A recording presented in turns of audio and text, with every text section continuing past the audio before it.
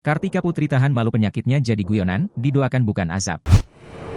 Pernah berseteru, Richard Lee tampak tertawa melihat kondisi yang dialami Kartika Putri. Walau mengaku merasa simpati, namun Richard Lee tetap memberikan sentilan kepada istri Habib Usman tersebut. Dikutip dari akun TikTok P1 Sangku Belum Masak pada Sabtu, 24 Februari 2024, Richard Lee memberikan pandangannya mengenai penyakit yang diderita Kartika Putri. Awalnya, ia menunjukkan rasa simpati untuk Kartika. Sebagai manusia tentu ada pula rasa simpati yang terbesit dalam hatinya. Turut prihatin.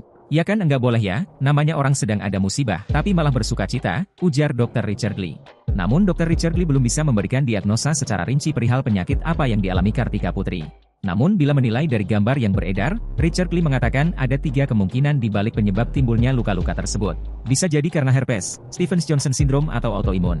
Itu kalau dari gambaran yang terlihat, ujar Dr. Richard Lee. Kalau herpes bisa karena virus, bisa karena infeksi menular seksual. Kalau autoimun, penyebabnya tidak diketahui, bisa terjadi apa adanya. Kalau Stevens-Johnson syndrome, itu bisa dari alergi sesuatu obat. Bisa jadi dari penggunaan skincare juga, imbuhnya. Setelah memberi penjelasan, Dr. Richard Lee yang tidak kuasa menahan tawa langsung meledek Kartika Putri. Ia cuma bisa berdoa agar apa yang sekarang dialami Kartika bukan azab atas dosa-dosa masa lalunya. Dengan nada menyindir, Richard Lee menyebut kata azab. Mudah-mudahan bukan azab ya, ucap Dr. Richard Lee sambil tertawa. Richard Lee juga menyentil pilihan Kartika Putri untuk berobat ke Singapura. Menurutnya, di Indonesia masih banyak dokter muslim yang kompeten di bidangnya. Diketahui Dr. Richard Lee masih sakit hati pernah dipenjarakan Kartika Putri. Ia mengaku belum menerima permintaan maaf ke Kartika, sekalipun sudah membuktikan bahwa dirinya tidak bersalah dalam kasus ujaran skincare abal-abal.